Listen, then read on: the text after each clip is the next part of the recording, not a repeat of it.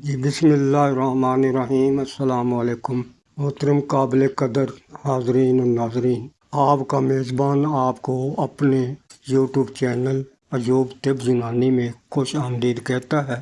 یونانی طب کے قدیم رازوں سے میں لایا ہوں آپ کے لیے صحت کا ایک بہترین تحفہ۔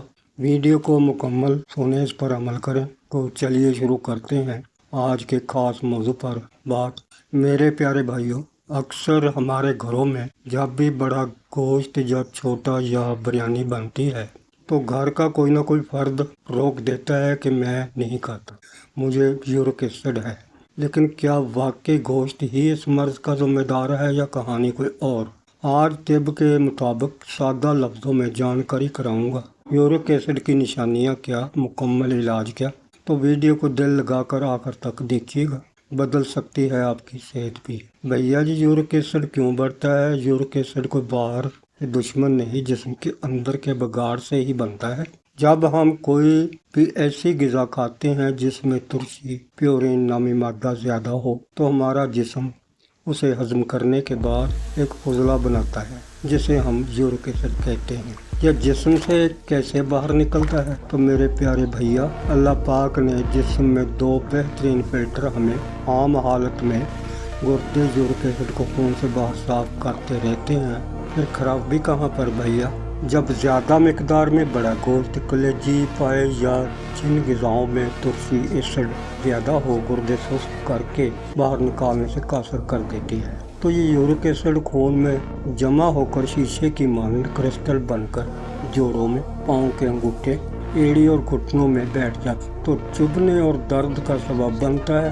بھیا پتہ کیسے چلے؟ غور سے سنیے گا۔ پاؤں کے انگوٹھے کا شدید درد، صبح جب اٹھتے وقت پہلا قدم زمین پر تو پاؤں کے انگوٹھے یا ایڑی میں ایسا درد جیسے کسی نے سوئی چبھو دی۔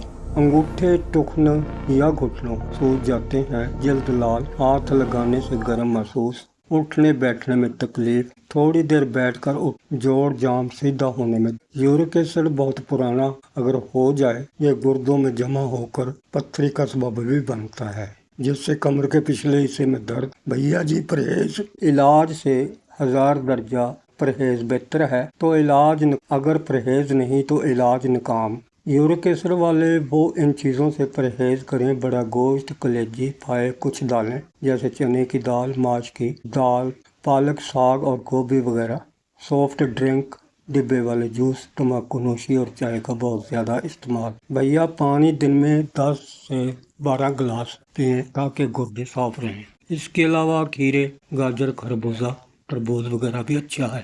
چلیے ایوب طب یونانی طب کا وہ خاص آزمودہ نسخہ جو یورک ایسڈ کو جڑ سے اکھاڑے۔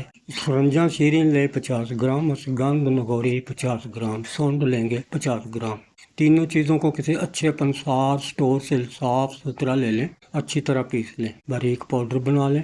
آدھا چمچ چائے والا صبح شام کھانے کے آدھے گھنٹے بعد نیم گرم پانی کے ساتھ، صرف 2 ہفتے اس کا استعمال کریں۔ اللہ نے چاہا جوڑوں کا درد بھی ختم اور یورک ایسڈ بھی نارمل ہو جائے گا۔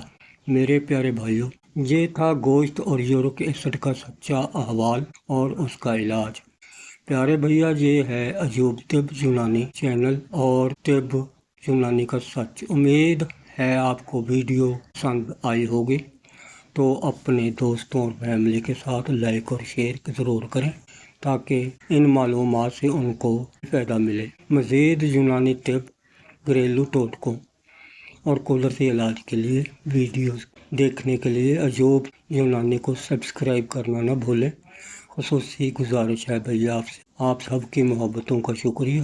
اب اپنے بھائی کو اجازت دیجیے۔ اللہ حافظ، فی امان اللہ۔